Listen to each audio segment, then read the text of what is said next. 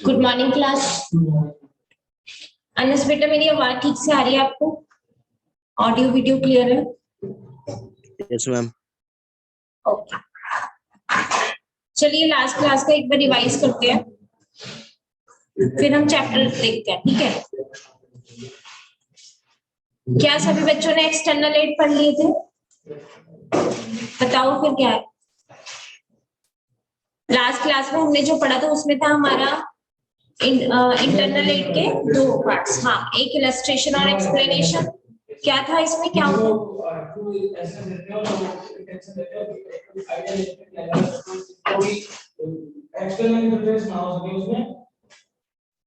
Explanation का मतलब ये था कि हमें पूरा क्लियर आइडिया दिया जा रहा है कि इसका मतलब यही है, ठीक है? इसमें हमें कोई भी प्रकार की एक्सटर्नल इंटरफेरेंस नहीं करनी है, ठीक है? फिर हमारा था शेड्यूल। शेड्यूल में हमने देखा था कि हाँ, सेक्शन बोलता है कि आप इस शेड्यूल पे चले जाओ, वहां से रेफर कर लो अगर आपको कोई दिक्कत है तो, ठीक है?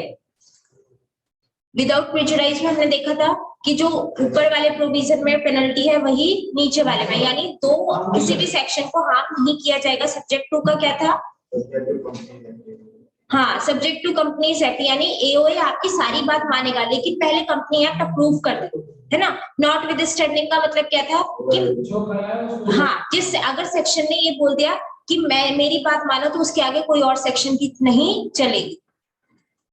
उसके बाद एक्सटर्नल एड में पढ़ा था जो कि बहुत इंपॉर्टेंट है। सबसे पहले पार्लियामेंट्री हिस्ट्री था। पार्लियामेंट्री हिस्ट्री में हमारा ये था कि जो भी हमें एक्ट के बाहर जाके चीजें पता लगानी है तो हम कैसे देखेंगे कि पार्लियामेंट में क्या क्या डिबेट्स हुई हैं, वो उसके थ्रू हम हिस्ट्री पता लगा सकते हैं। कमेटी, अगर किसी कमेटी के द्वारा लॉ आया है तो हमें क्या देखना है, उस कमेटी की रिपोर्ट देखनी है कि ये लॉ का बैकग्राउंड क्या रहा है, ठीक है?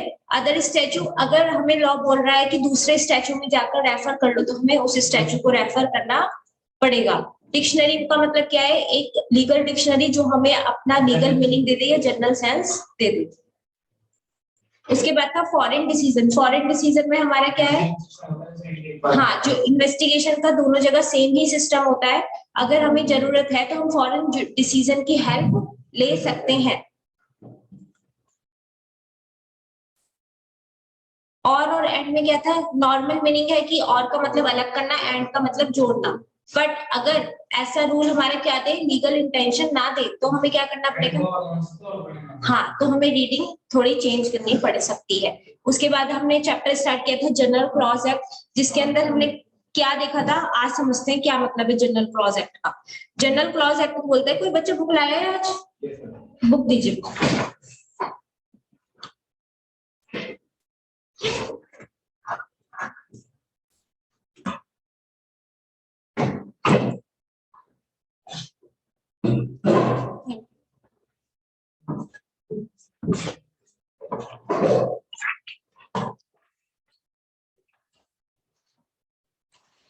बच्चों, जनरल क्लॉज एक्ट का क्या मतलब समझाया था लास्ट क्लास में मैंने? कोई बताएगा मुझे?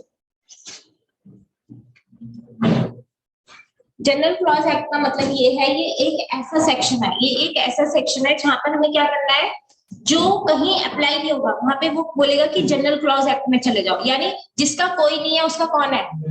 जनरल क्लॉज एक्ट, ठीक है? तो उसने बोला है कि तुम्हें टेंशन नहीं लेनी अगर हमें ये चीज नहीं मिल रही है। देखो मैं बताती हूँ लॉ को कैसे पढ़ेंगे।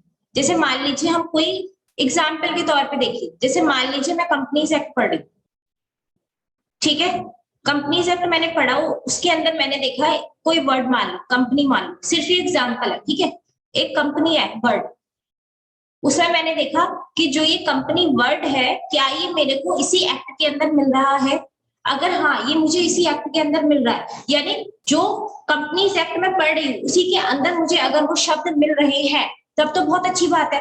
अगर नहीं मिल रहा, अगर नहीं मिल रहा तो मैं कहाँ जाऊंगी? बोलो। तो फिर नहीं, अभी नहीं जाऊंगी, तो मैं देखूंगी कि क्या उसने कुछ रेफरेंस दे रखी है, क्या इस एक्ट में कुछ बता रखा है कि ऊपर से रेफर कर लो, दाएं से कर लो, बाएं से कर लो, या इस सेक्शन में जाके रेफर कर लो। क्या इस एक्ट ने मुझे कुछ ऐसा बताया है? अगर बताया है तो मैं उस रेफरेंस में जाऊंगी। अगर मुझे उस रेफरेंस भी उसने नहीं दी, उसने मुझे वो रेफरेंस भी नहीं दी, वर्ड का मीनिंग भी डिफाइन नहीं है, तो मैं क्या करूंगा?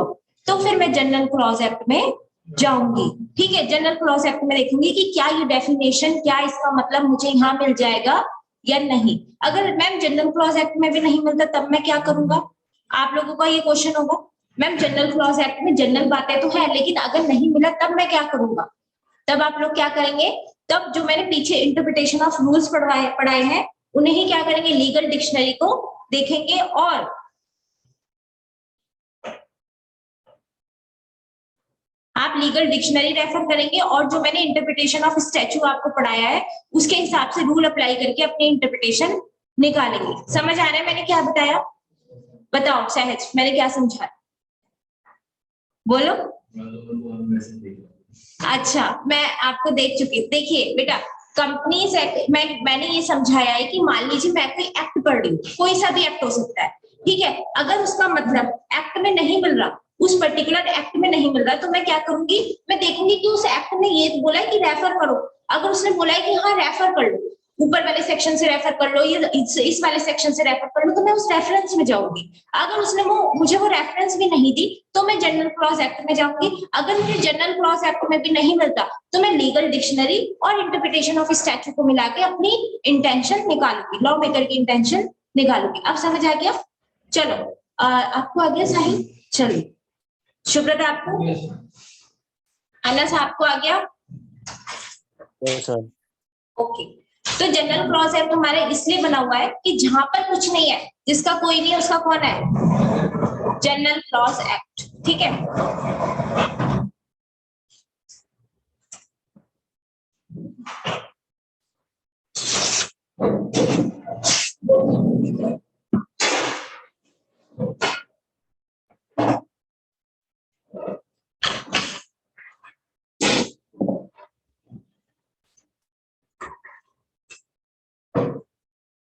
ये लिख लीजिए, ये आपको वैसे भी काम आने वाला है। ये एक प्रकार का बेसिक रूल, और कुछ नहीं है, बस बेसिक रूल है ये कि अगर हमें कोई चीज पर्टिकुलर एक्ट में नहीं मिल रही तो हमें ऐसे ऐसे जाना पड़ेगा।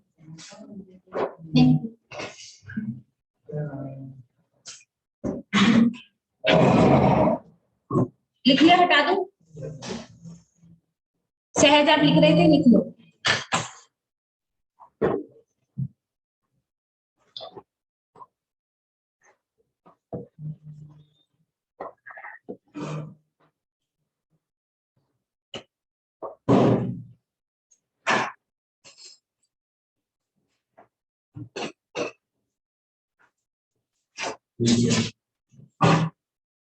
अच्छा, जो जनरल क्लॉज एक्ट में वो हमें डेफिनेशंस दे रहा है या मतलब समझा रहा है, वो पर्टिकुलर उस एक्ट में भी तो समझा सकता है। उसने जनरल क्लॉज एक्ट बनाया ही क्यों?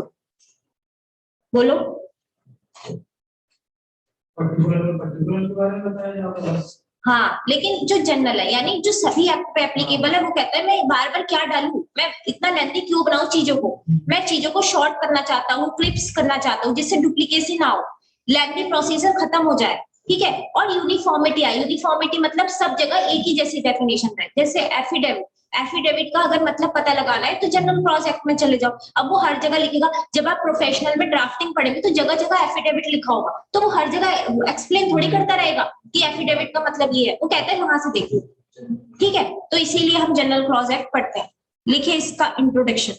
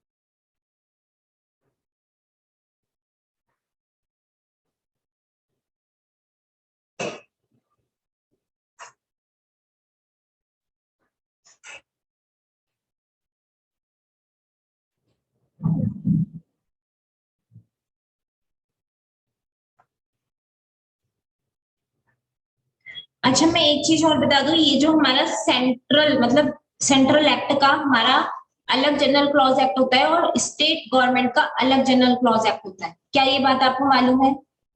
नहीं ना? तो ये मैं बता देती हूँ कि जो सेंट्रल एक्ट है यानी कि एक ऐसे एक्ट बने हुए होते हैं जो पूरा ऑल ओवर एप्लीकेबल होते हैं, और कुछ ऐसे एक्ट बने हुए होते हैं जिसका क्या है पर्टिकुलर स्टेट के हिसाब से, जैसे दिल्ली का जनरल क्लॉज एक्ट अलग होगा, यानी कि दिल्ली से रिलेटेड अगर कोई बातें होंगी, जैसे कि मैं प्रैक्टिसिंग कंपनी सेक्रेटरी हूँ, अगर मुझे कोई चीज दिक्कत आती है, कंपनी की किसी चीज में इशू आता है और उसका रजिस्टर्ड ऑफिस दिल्ली में है, तो मैं क्या करूंगी, दिल्ली का जनरल क्लॉज एक्ट से पहले रेफर करूंगी, अगर वो एक्ट कैसा है, सेंट्रल एप्लीकेबल नहीं है तो। ठीक है, तो हमें अभी बस ये समझना है कि सेंट्रल एक्ट का general clause act basically refer करना है, वैसे हर स्टेट का भी जनरल क्लॉज एक्ट होता है, वो हमें तब देखना होगा जब उस स्टेट से रिलेटेड इशू आ गया।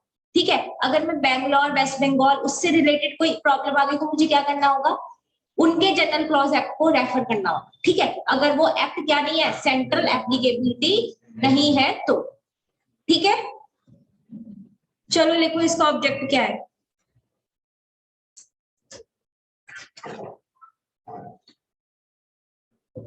ऑब्जेक्ट लिखिए।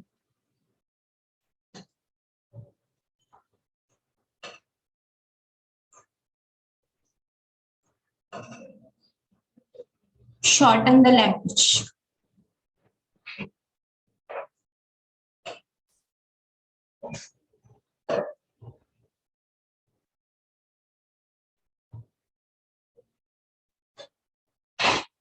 अंश बेटा आपको समझ आ रहा है?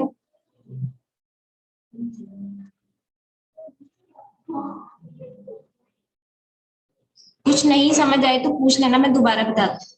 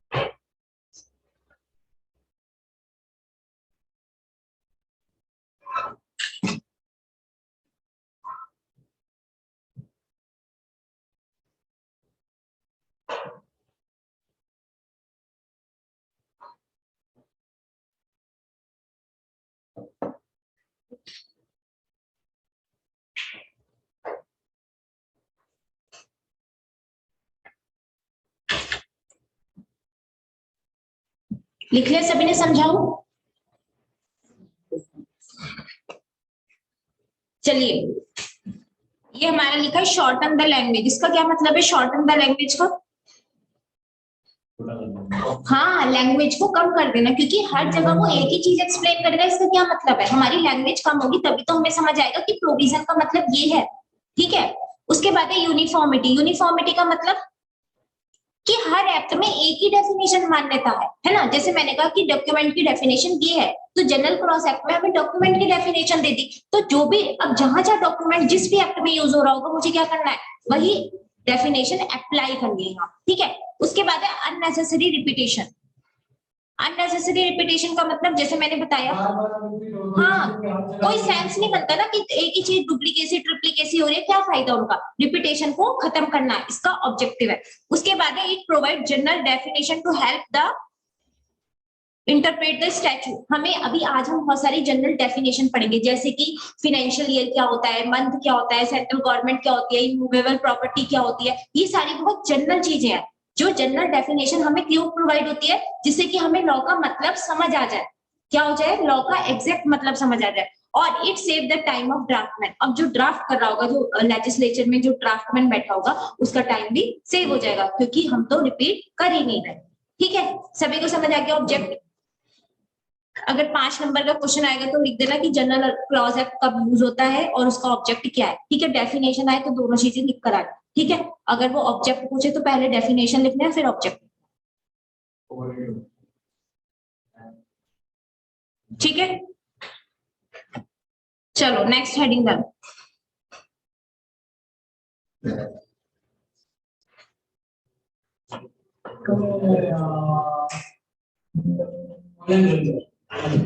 ऑनलाइन कर लीजिए जो है, अभी 5 मिनट बाद देखते हैं। अच्छा, ये तो पहले क्लास में किसी को बड़ा काम होता है।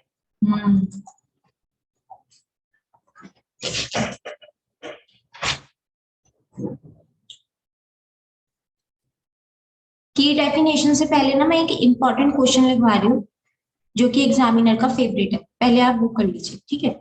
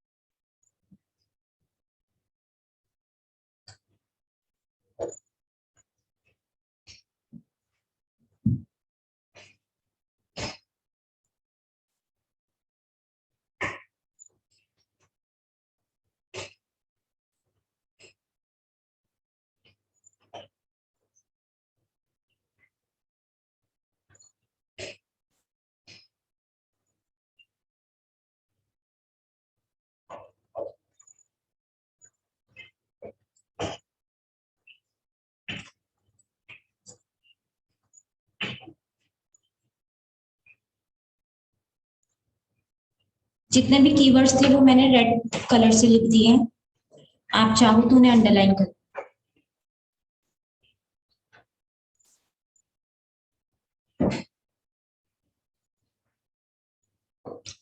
अनंत आप शो नहीं हो रहे ऑनलाइन में।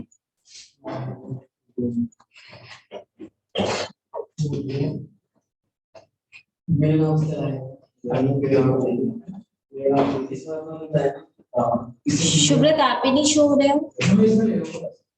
अच्छा दोनों साथ में रहे।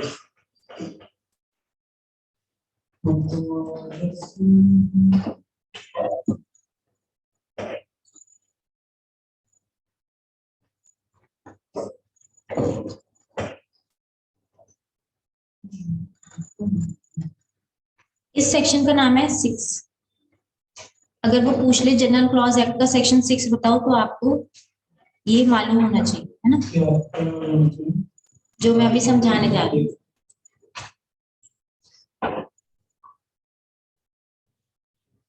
सेक्शंस आपको लर्न नहीं करने JIGL में, बट ये है कि जो इम्पोर्टेंट है उसे एक बार माइंड में सेट कर लेना है।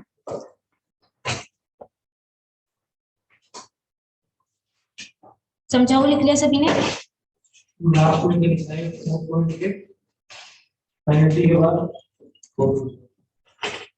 कोर फीचर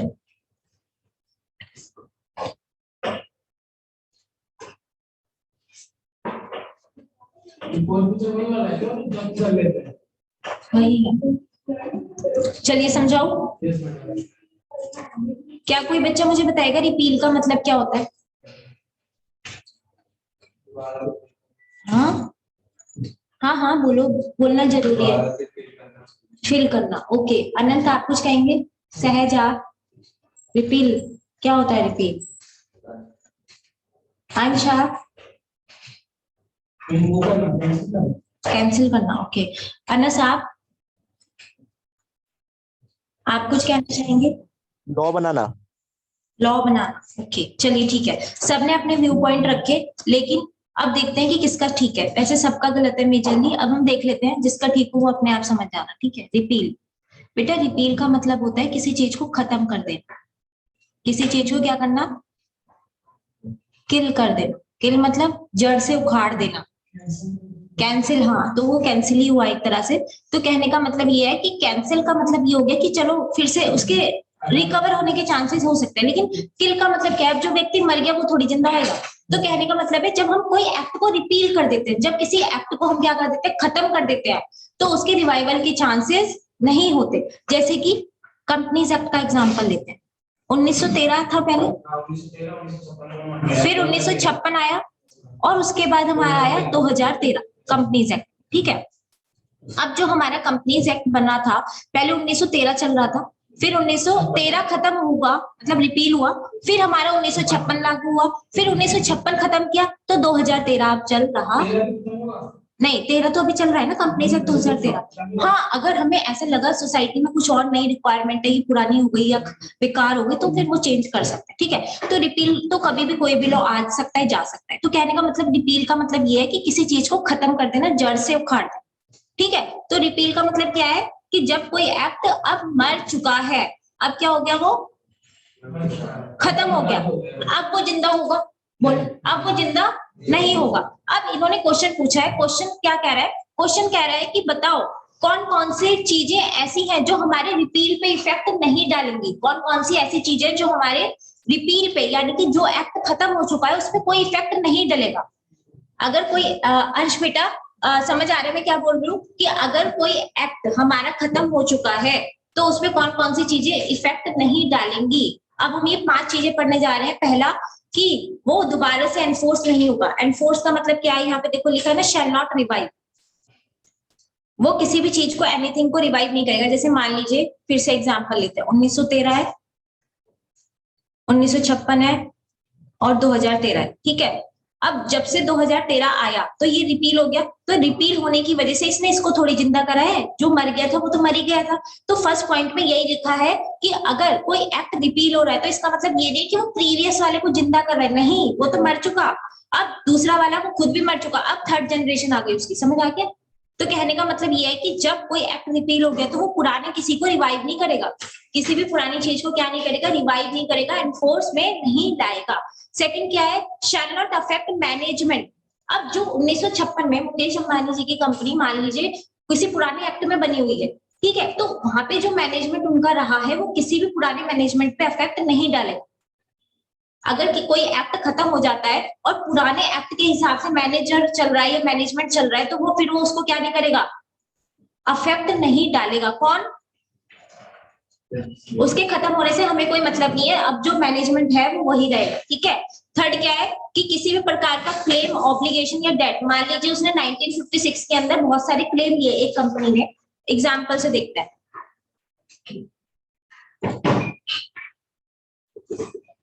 कंपनीज एक्ट 1956 में एक कंपनी है, कौन सी? कोई कंपनी का नाम बताओ, कोई सी भी। चलो XYZ लिमिटेड, ठीक है। XYZ लिमिटेड एक कंपनी है जो कि 1956 में बनी थी और उसने ना बहुत सारे लोन ले लिए अपने प्रोजेक्ट को बनाने के लिए, ठीक है, डेट ले लिया फाइनेंशियल इंस्टीट्यूशन से। तो जब उसने लोन और डेट किससे ले रखे हैं? कंपनी ने बैंक से ले रखे हैं। तो ये किस में लिए? पुराने एक्ट में लिए। किस में लिए उसने? पुराने एक्ट में। तो क्या इसके खत्म होने से इसके लोन भी खत्म हो जाएंगे? नहीं होंगे। क्यों? लोन तो देने ही पड़ेंगे ना। हाँ, तो अगर एक्ट मर भी गया तो इससे कोई मतलब नहीं है कि तुमने, हाँ, लायबिलिटी तो देनी ही पड़ेगी, ठीक है। उसके बाद हमारा आता है थर्ड पॉइंट कि एनी पनिशमेंट, पेनल्टी और फोरफीचर। मान लीजिए किसी भी प्रकार का पनिशमेंट हुआ है इस कंपनी के डायरेक्टर्स को, या फिर इसने पुराने कंपनीज एक्ट में अपने शेयर्स फोरफीट कर लिए, तो फिर हाँ, तो शेयर होल्डर इस पे बोल सकता है कि नहीं नहीं, वो तो तुमने पुराने कंपनीज एक्ट में किए थे, अब तो नया आ गया, तुम मेरे शेयर वापस कर दो। नहीं कर सकता, है ना। और थर्ड, लास्ट क्या है हमारा? हाँ हाँ, अगर किसी ROC की, इनकम टैक्स ऑफिसर की कोई भी इंक्वायरी या इन्वेस्टिगेशन चल रही है पुराने एक्ट में और एक्ट खत्म हो गया, तो उससे उनकी इंक्वायरी इन्वेस्टिगेशन पे कोई भी इफेक्ट नहीं पड़ेगा। समझ आ गया सभी को? चलो अंश बताएंगे 5 पॉइंट्स।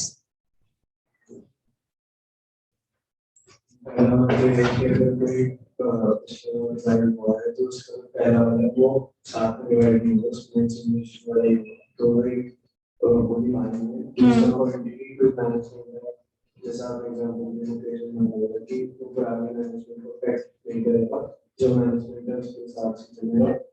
और इसके बाद कोई ऑब्लिगेशन या डेट पर पे किया है इसलिए उसमें, तो आगे उसमें नेक्स्ट टाइम भी चलेगा। और अगर उसके लिए कंडीशन करेंगे वो फीचर है तो वो भी सेम है उसके बाद। और कोई इन्वेस्टिगेशन में भी इन्वेस्टिगेशन चल रही है, वो चलती रहेगी न्यू एक्ट में। बहुत अच्छे, अंश ने बहुत अच्छा बताया, सभी बच्चे क्लैपिंग कर देंगे, बहुत अच्छा बताया अंश ने। चलिए, ये क्वेश्चन बहुत इंपॉर्टेंट था तो इसे अच्छे से लर्न कर लेना। ओके, चलिए नेक्स्ट। अब हम डेफिनेशंस पढ़ेंगे, की डेफिनेशंस। अच्छा, इसमें कौन से सेक्शन में डेफिनेशन दी होती है? हाँ, 6 डेफिनेशन का सेक्शन पूछूं मैं? जनरल क्लॉज एक्ट का। हाँ, देखो देखो, आपने मतलब ध्यान से नहीं सुना। वो तो अभी मैंने फर्स्ट क्लास, मतलब लास्ट क्लास में बताया।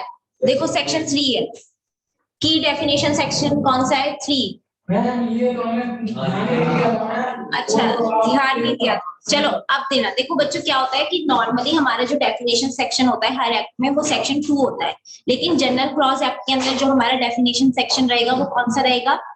3 रहेगा, है ना। तो ये आपको थोड़ा ध्यान देने की आवश्यकता है यहाँ। चलिए डेफिनेशंस लिखिए।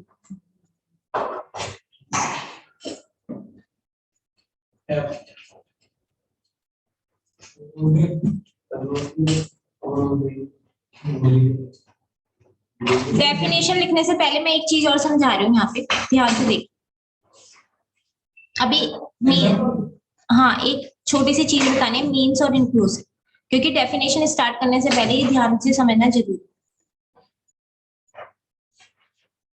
आपको मालूम है ना कि ये भी इंटरप्रिटेशन का ही एक तरह से रूल है, क्योंकि हम जनरल बातें पढ़ रहे हैं तो लॉ की इंटरप्रिटेशन भी तो सीख ही रहे हैं कहीं ना कहीं, है ना। कुछ बातें इंटरप्रिटेशन में सीख ली, कुछ यहाँ सीखेंगे।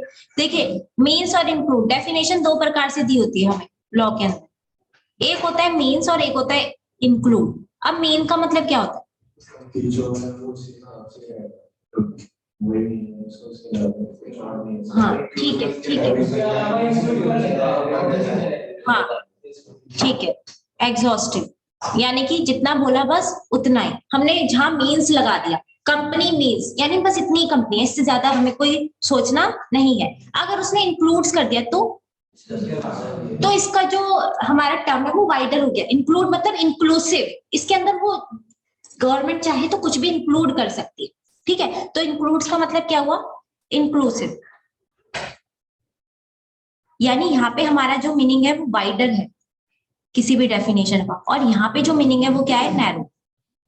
नैरो का मतलब विद इन द बाउंड्री, हाँ छोटा सा, ठीक है। तो ये आपको समझने की जरूरत है, क्योंकि हम अब डेफिनेशन पढ़ने जा रहे हैं, उसमें जगह जगह लिखा होगा दिस एफिडेविट शैल इंक्लूड, तो आपको मालूम होना चाहिए कि इंक्लूड का मतलब इंक्लूसिव डेफिनेशन। आप कंपनीज एक्ट में पढ़ेंगे तो ध्यान से डेफिनेशंस पढ़ना, क्यों? क्योंकि अगर उसमें मीन्स लिखा है तो उसका मतलब अलग हो गया, और इंक्लूड लिखा है तो उसका अलग हो गया, ठीक है। चलो नेक्स्ट लिखो, अभी डेफिनेशन स्टार्ट करते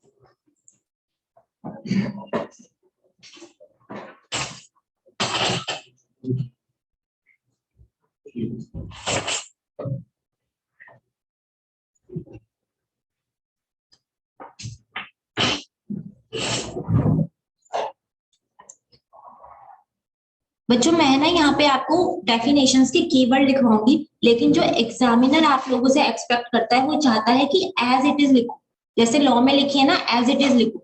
अगर उसने लिखा है कि abet shall include according to IPC, तो आपको पूरी एज इट इज लाइन लिखनी पड़ेगी, ठीक है। क्योंकि डेफिनेशन क्या है हमारी तरफ से, रेस्ट्रिक्टेड चीजें हैं जो कि हमें एज इट इज पेश करनी पड़ेगी, ठीक है। चलो, same meaning as IPC,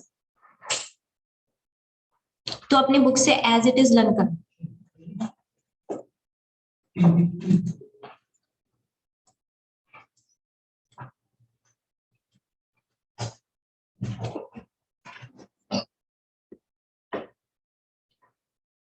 definitions पे एक कहानी आपको मैं बताती हूँ कि जब मैं सीएस प्रोफेशनल में थी तो जीएसटी नया नया आया था, तो सबने एक्सपेक्ट किया क्या ही पूछेगा इंस्टीट्यूट, और उसने क्या किया, सारी डेफिनेशन उठाकर पूछ ली।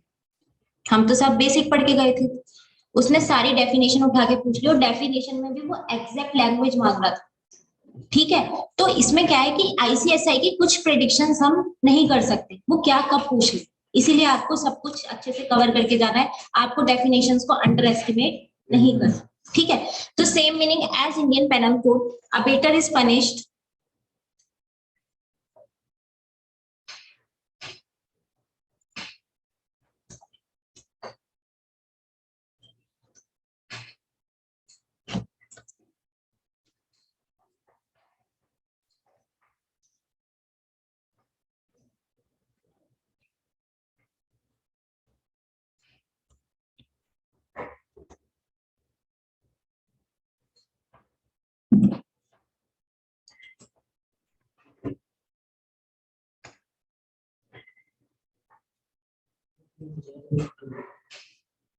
बड़ा बड़ा लिखूं क्या, ज्यादा छोटा है तो इसे बंद करके देखते हैं।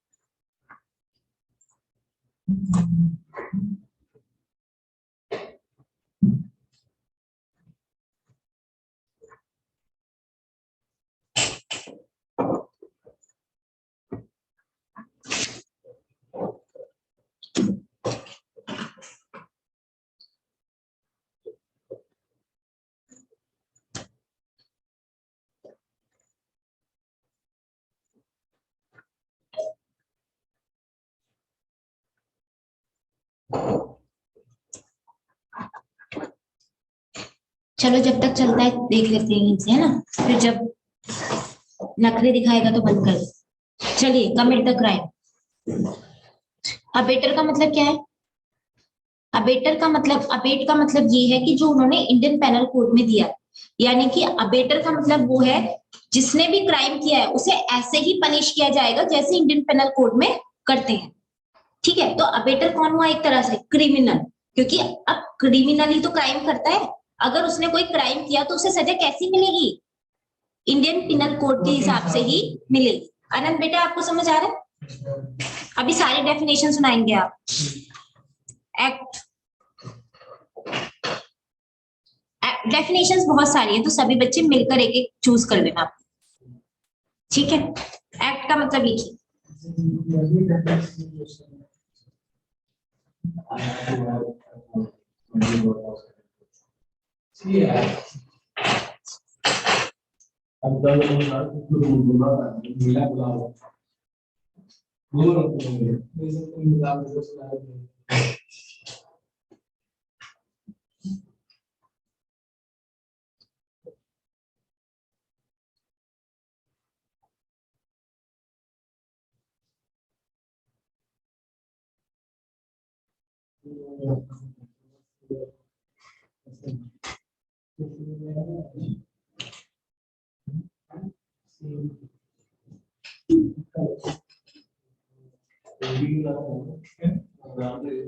बच्चों यहाँ पे एक्ट का मतलब क्या है? प्लीज बातें नहीं करेंगे, है ना। एक्ट का मतलब क्या है यहाँ पे? एक्ट का मतलब कोई पर्टिकुलर एक्ट नहीं है, कंपनीज एक्ट और ये सब नहीं है। यहाँ पे एक्ट का मतलब है किसी भी प्रकार का एक्शन, और वो एक्शन कैसा लिया गया है, वो कर्म कैसा किया गया है, इलीगल। वो एक्शन को ऐसा किया गया है इलीगल, जैसे कि आप लोगों में से मैं किसी बच्चे का एग्जाम्पल ले लूं, ठीक है, बुरा नहीं माने। चलिए अनंत का ले लेती हूँ। अनंत क्या करती है, घर ले जाते हैं साहिल को, ठीक है, और बोलते हैं भाई मेरे घर चल, साथ साथ में पढ़ेंगे, ठीक है। साथ में पढ़ने के लिए ले जाते हैं, ठीक है। अपनी कॉमेडी ना करें, देखिए सिर्फ ये एग्जाम्पल है। चलिए, तो अनंत कहते हैं साहिल हम दोनों साथ में पढ़ेंगे, ठीक है। तो साहिल ने कहा वाओ हम दोनों का विकास हो रहा है ठीक है। तो अनंत ले जाते हैं किसे, साहिल को घर पर, और क्या कहते हैं, साहिल बोल देता है। अब अनंत वहां नहीं रहते, अनंत कहाँ रहते हैं? बेटा आपका होम टाउन यहीं का है कहीं और का? अच्छा साहिल आपका, ओहो, चलो मान लो कि आप कहीं दिल्ली के बाहर के हैं, दिल्ली के बाहर के मतलब राजस्थान के हैं, ठीक है। 2 मिनट के लिए बस हमें मानना है कि अनंत राजस्थान के हैं, और वो कहते हैं कि चल मेरे साथ चल, 1 महीना हम दोनों साथ पढ़ेंगे और एकदम क्रैक कर देंगे दोनों ग्रुप एक बार में, ठीक है। तो साहिल इस लालच में चला जाता है कि यार अकेले तो पढ़ाई होती नहीं है, चला जाता हूँ, ठीक है। अनंत क्या करते हैं, उसको ले जाते हैं और उसे ना कुछ खाना देते हैं ना पीना देते हैं, ठीक है। पढ़ाई के नाम पे टॉर्चर करते हैं। तो ये क्या है, ये क्या है बच्चों, ये क्या है? एक ऐसा एक्शन जो कि इलीगल है, ये एक प्रकार की किडनैपिंग है, ठीक है। ये एक प्रकार की क्या है, एक प्रकार की क्या है, इलीगल एक्शन। तो कहने का मतलब ये है कि अगर ये एक्ट हो गया तो इसकी सजा भी अनंत को किसमें मिलेगी, इंडियन पिनल कोड, क्योंकि kidnapping is also a crime, ठीक है, समझ आ गई। हाँ उसकी और उसने क्या किया, एक तरह से उसे बंद करके क्या बोल दिया, ना खाना दिया ना पीना दिया, और कहा कि पढ़ता रहे। अरे भी वो बिना खाना पीने के कैसे पढ़ेगा, समझ आ रहा है। तो कहने का मतलब ये है कि ये भी एक ऐसा एक्शन हुआ जो कि हमें क्या दिखा रहा है, इलीगल, ठीक है। तो कोई भी ऐसा एक्शन जो कि इलीगल दिखाए वो क्या है, हमारा एक्ट, ठीक है। चलो एफिडेविट करो। अनस बेटा आपको समझ आ रहा है? Yes ma'am. ओके। एफिडेविट जो कि बहुत ही अच्छी और इम्पोर्टेंट डेफिनेशन,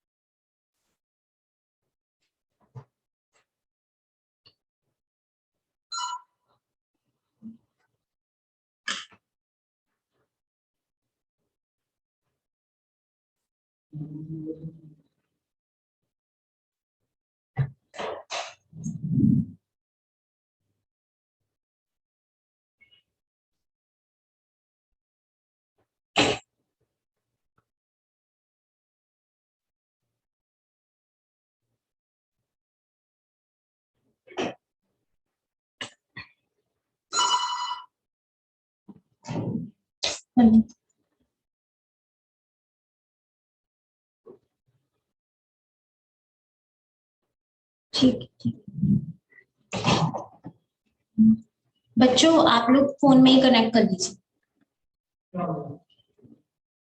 मैम कह रही है इसकी कुछ रिपेयरिंग वगैरह नहीं है, ठीक है,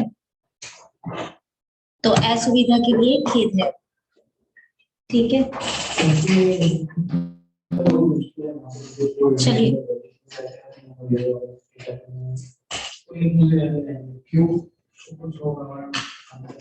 चलो, एफिडेविट पता है क्या होता है?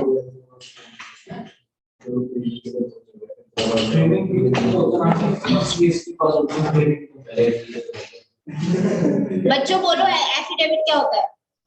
एफिडेविट वो लीगल पर्चा होता है एक प्रकार का, और इसमें वो लिखा हुआ स्टैम्प पेपर टाइप से होता है। जब कंपनी स्टैम्प पेपर होती है अपनी वजह से, तो फिर वो एफिडेविट एसटीडी फॉर्म में सबमिट करके आप उसको। अच्छा ठीक है, प्रोविजन बता दिया आपने, ठीक है, ट्राई कर रहे हैं, बहुत अच्छी बात है।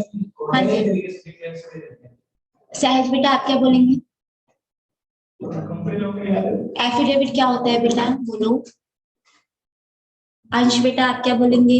सबका बोलना जरूरी है, आप सही बोल रहे हैं गलत बोल रहे हैं ये मैटर नहीं करता, आप ट्राई तो कर रहे हैं, ये अच्छी बात है, बोलो। सबूत,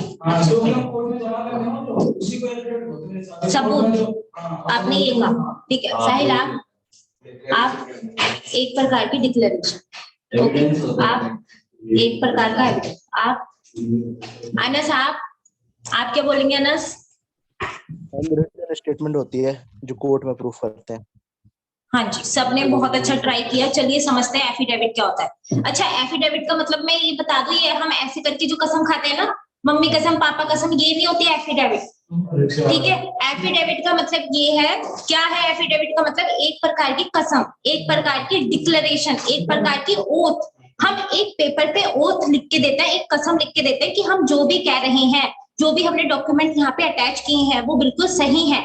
अगर आप कोर्ट को गलत एफिडेविट फाइल कर देते हो, झूठी कसम करके फाइल कर देते हो डॉक्यूमेंट, ठीक है, गलत डॉक्यूमेंट के साथ एफिडेविट फाइल कर रहे हो और उसमें कह रहे हो कि जो मैंने डॉक्यूमेंट लगाया है वो बिल्कुल सही है, तो फिर क्या हो जाएगा, आप पे अंदर जाने का पेनल्टी लग जाएगी और बहुत सारा क्या होगा, जेल वगैरह भी जाना पड़ सकता है। तो इन्होंने बोला है कि अगर गलत एफिडेविट हो गया, यानी गलत कसम आपने खा ली, अगर आपने एफिडेविट गलत फाइल कर दिया या कटघरे में खड़े होके गलत कसम खा ली, तो आप पे क्या लग जाएगा, जुर्माना और jail.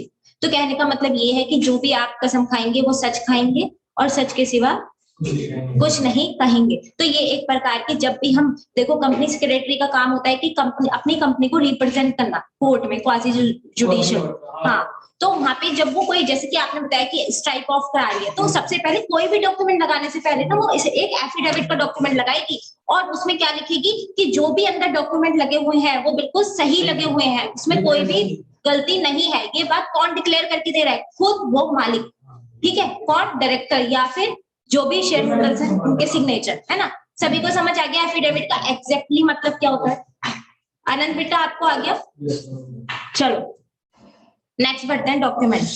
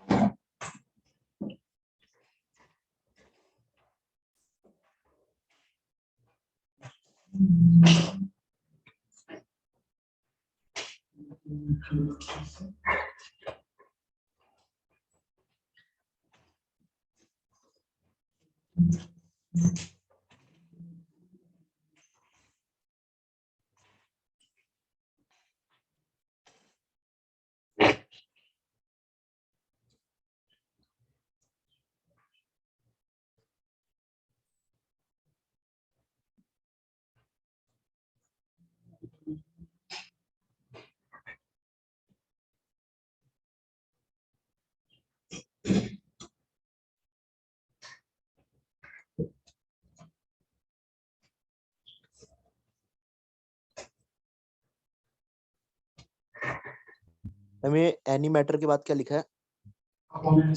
Upon any substance, UPON। दोबारा लिख देती हूँ।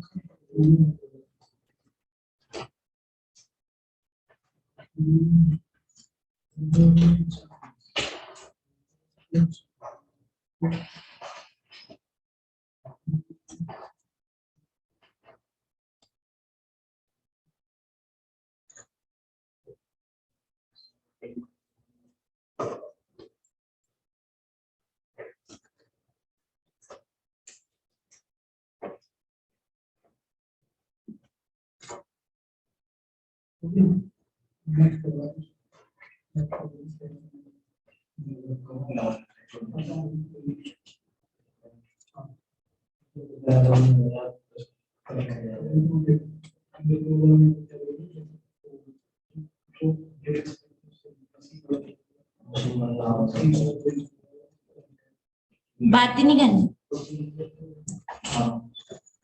चलो डॉक्यूमेंट का मतलब समझते हैं। डॉक्यूमेंट का क्या मतलब है?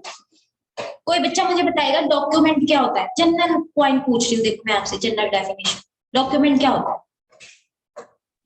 आईडी प्रूफ, हमारी वोटर आईडी है सब। ओके, अनस ने कहा वोटर आईडी। तन्वी आप क्या बोलेंगे?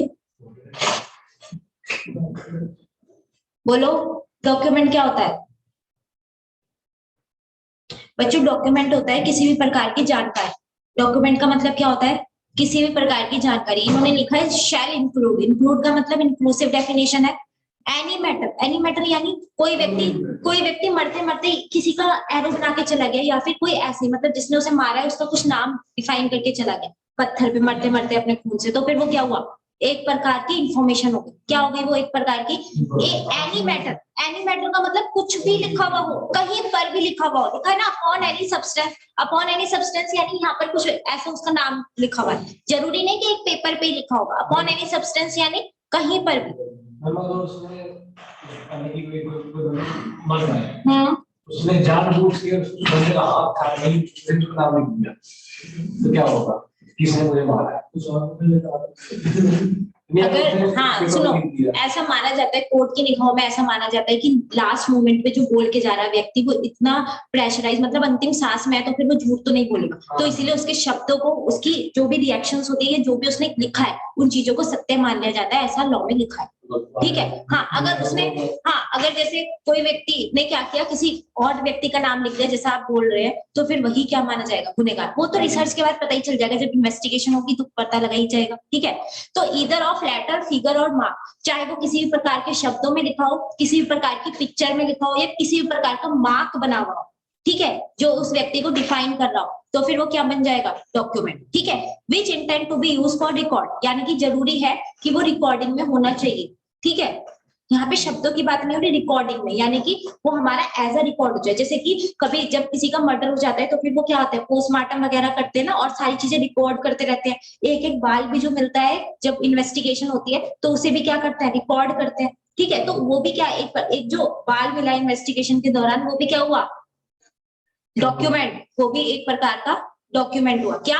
कोई भी ऐसा मैटर जो कहीं पर भी लिखा हो, ऐसे फिंगरप्रिंट्स पड़े हुए होते हैं, तो उसे भी डॉक्यूमेंट में मान लिया जाता है, ठीक है। तो कोई भी ऐसा मैटर जो कहीं पर भी लिखा हो, किसी भी लेटर में, फिगर में या मार्क में, है ना, और उसका क्या यूज हो रहा हो? रिकॉर्डिंग के लिए यूज हो रहा हो, तो फिर वो क्या है? डॉक्यूमेंट। डॉक्यूमेंट क्या है? किसी भी प्रकार की जानकारी। अगर मैं सिंपल लैंग्वेज में बोलूं तो क्या है डॉक्यूमेंट? किसी भी प्रकार की जानकारी। Very good. चलिए नेक्स्ट लिखो, एनेक्टमेंट। अच्छा, जो डेफिनेशन मैं नहीं लिखवा रही हूँ वो भी आपको बुक से लर्न करनी है ना। जो लिखवा रही हूँ वो तो अच्छी बात है, लेकिन जो नहीं लिखवा रही वो भी करनी है।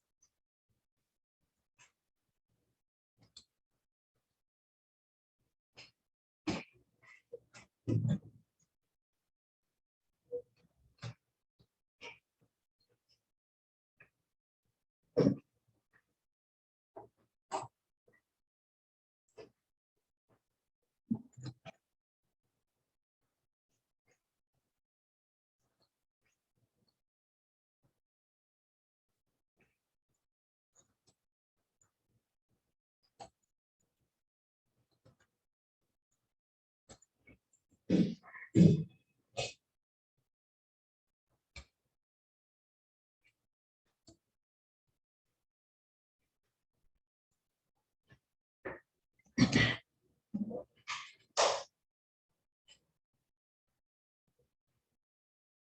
सभी ने लिख लिया है? चलिए समझाओ, एनेक्टमेंट का मतलब क्या होता है? आप लोग बताना पसंद करेंगे। एनेक्टमेंट का मतलब है कोई भी एक्ट, कोई भी एक्ट, जैसे general clause act, information technology act, उसके अंदर के जो भी रेगुलेशन है, जैसे कि हमारा सेबी के अंदर बहुत सारे एक्ट हैं और रेगुलेशंस भी होते हैं, पढ़ने पड़ते हैं हमें, है ना। किसी भी प्रकार के प्रोविजन जो एक्ट के अंदर लिखे हुए हैं वो क्या है? एनेक्ट। समझ में आ गया? अच्छा, आपको पता है रूल्स रेगुलेशन में क्या डिफरेंस होता है? अब यहाँ पे बात आई है तो मैं थोड़ा सा बताना चाहूंगी। कोई बच्चा मुझे बताएगा रूल्स रेगुलेशन में क्या डिफरेंस होता है? Anybody know what is rules and regulation? बच्चों देखो, जब एक्ट बनता है, एक्ट कौन बनाता है? पार्लियामेंट, है ना, वही तो पास करता है एक्ट। अब जो हमारा एक्ट बना, सेंट्रल गवर्नमेंट एक्ट बना रहा है, तो वो जो एक्ट के बाद नीचे चीजें डिफाइन होती है वो होता है रूल्स। यानी जब सेंट्रल गवर्नमेंट डिफाइन करता है किसी भी चीजों को, उसे बोलते हैं रूल्स। जब हमारा रेगुलेटर डिफाइन करता है, रेगुलेटर मैंने बताया था ना कि हम रेगुलेट करता है, जैसे कंपनी को या और चीजें बताती हूँ।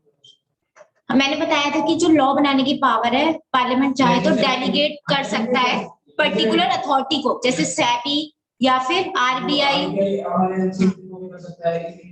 Very good. रेगुलेटर जो होता है वो हमेशा रेगुलेशन बनाता है। और रेगुलेशन क्या होते हैं हमारे? रेगुलेशन क्या है? वो भी एक प्रकार के प्रोविजन ही है, एक प्रकार का लॉ ही है, लेकिन वो बनाया किसने है? रेगुलेटर ने। रेगुलेटर कौन है? सेबी, एनसीएलटी या फिर आरबीआई। ठीक है। जब ये रेगुलेटर हमारे क्या करते हैं, पर्टिकुलर लॉ बनाते हैं, रूल्स रेगुलेशन बनाते हैं, यानी कि सब रेगुलेशन, मतलब कि सब लॉ हुआ ना, वो लॉ के नीचे का पार्ट क्या हुआ? रेगुलेशन। तो उस प्रकार से जब रेगुलेटर लॉ बनाता है तो उसे क्या बोलते हैं? रेगुलेशन। और जब कोई सेंट्रल गवर्नमेंट क्या बनाता है? लॉ बनाता है, प्रोविजंस बनाता है, तो वो रूल्स की फॉर्म में बनाता है। ठीक है। जब भी आप सेंट्रल मतलब जब भी आप कंपनीज एक्ट पढ़ेंगे तो उसमें लिखेंगे this rule as per prospectus and allotment, उसके बाद लिखा होगा रूल्स, है ना। तो आप ध्यान से देखना, वहां पे रूल्स लिखा होगा। जब आप सिक्योरिटीज का एग्जाम पढ़ेंगे, सिक्योरिटीज एक्ट का मतलब सिक्योरिटी लॉ का, तो उसमें लिखा होगा रेगुलेशन। ठीक है। चलिए बस इतना ही बताना। नेक्स्ट,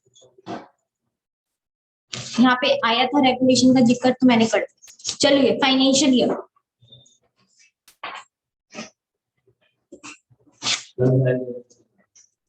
हाँ,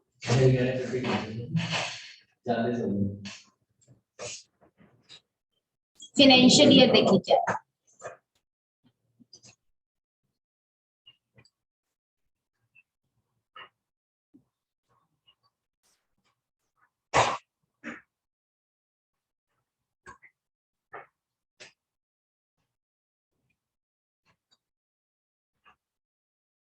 अब छोटी छोटी डेफिनेशन है, पहले हम वो सारी लिख लेते हैं फिर समझेंगे।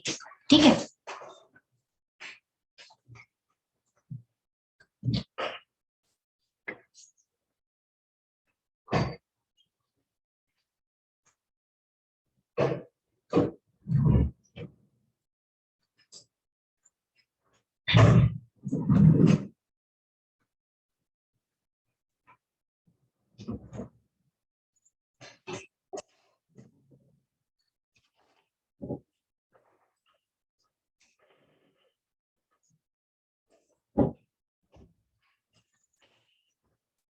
ये ब्रिटिश कैलेंडर के नीचे लिखना है ये लाइन, ठीक है।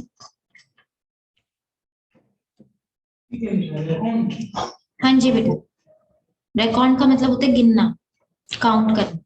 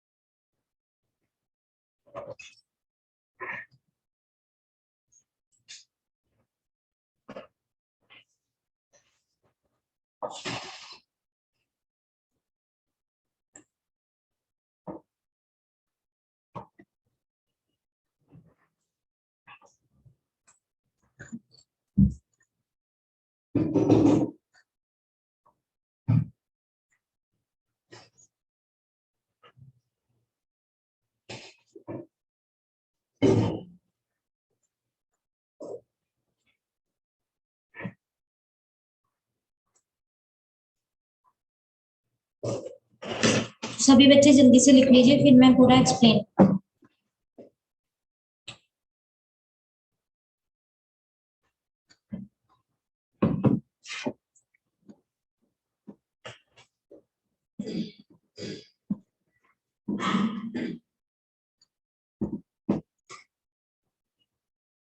जो थोड़ी सी डेफिनेशन है वो हम नेक्स्ट क्लास में देखेंगे, और मैं पूरा पूरा कोशिश करूंगी कि नेक्स्ट क्लास में हमारा ये चैप्टर फिनिश हो जाए, ठीक है।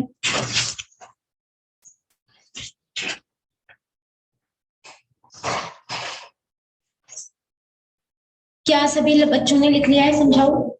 चलिए देखिए, फाइनेंशियल ईयर क्या है हमारा?